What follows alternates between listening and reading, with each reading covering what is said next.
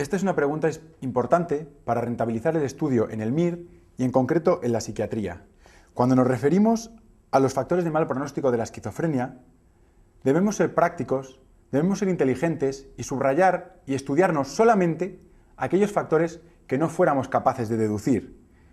Es decir, pensar que una persona soltera o que una persona viuda tiene peor pronóstico por la situación de soledad o por la situación de poco recurso social, tiene peor pronóstico que una persona casada o que una persona que conviva con otras personas, pues es una cosa lógica, ¿no?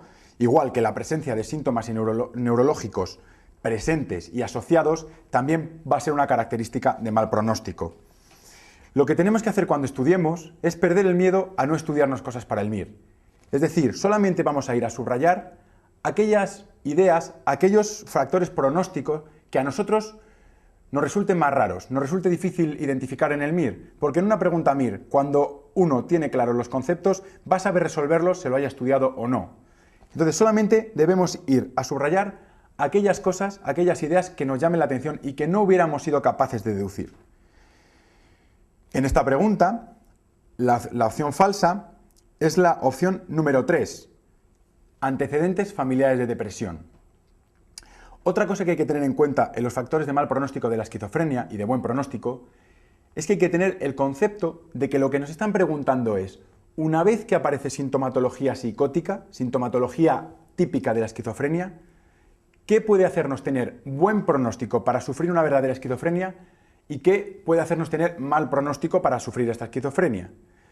Es decir, el tener antecedentes familiares de depresión no es para nada un factor de riesgo para la esquizofrenia, sino al revés. Si yo tuviera sintomatología delirante, preferiría tener familiares que han tenido una depresión psicótica o que han tenido un trastorno bipolar con ideas delirantes. ¿Por qué? Pues porque el pronóstico de la esquizofrenia en general es mucho peor. Si mi padre ha sido un deprimido que ha tenido ideas delirantes, lo más probable es que mis síntomas delirantes sean igual que los de él y tiene mucho mejor pronóstico una depresión psicótica que una esquizofrenia con todos sus síntomas.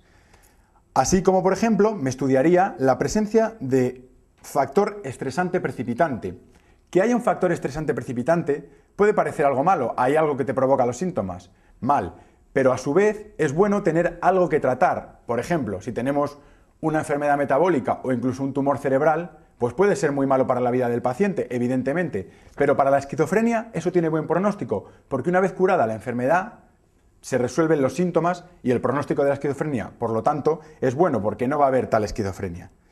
Así pues, la ausencia de un factor estresante precipitante, los síntomas neurológicos presentes, el ser soltero y que haya un inicio progresivo, son síntomas de mal pronóstico en la esquizofrenia, mientras que los antecedentes familiares de depresión son síntomas de buen pronóstico. Como podéis ver en la tabla de factores de buen pronóstico, muchos de ellos son bastante lógicos, como por ejemplo la infancia normal o el buen nivel de introspección previos. Por ejemplo, a mí me llamaría la atención y subrayaría en mi manual solamente inicio brusco, porque me puede parecer que eso es algo grave y sin embargo no lo es, como ya he explicado, o por ejemplo la presencia de síntomas positivos mucho más que negativos. Esto que parece raro, porque los síntomas positivos son los que más llaman la atención, las ideas delirantes, las alteraciones de conducta, las alteraciones del lenguaje, son los que más llaman la atención, mientras que los síntomas negativos, como el aplanamiento afectivo, las dificultades para las relaciones sociales, las dificultades en la elaboración del lenguaje, son síntomas mucho menos llamativos, mucho menos evidentes. Sin embargo, los tratamientos mejoran mucho los síntomas positivos, mientras que los negativos van evolucionando a largo plazo y van haciendo que la persona quede mucho más residual. Es decir, que no se pueda desenvolver de manera normal y por lo tanto son los que van a marcar el pronóstico. Así pues, a mí me llamaría la atención y por eso subrayaría en mi libro, en mi tabla de síntomas de buen y mal pronóstico, los síntomas negativos como mal pronóstico y los síntomas positivos como buen pronóstico, algo que a priori me llamaría la atención. Y así debemos hacer con todos los síntomas. Por ejemplo, en la tabla de factores de mal pronóstico, lógicamente la mala adaptación escolar, el aislamiento social, la historia familiar de esquizofrenia o el escaso apoyo familiar son cosas evidentes y que no debemos subrayar en el manual porque delante de una pregunta MIR vamos a ser capaces de responderlo.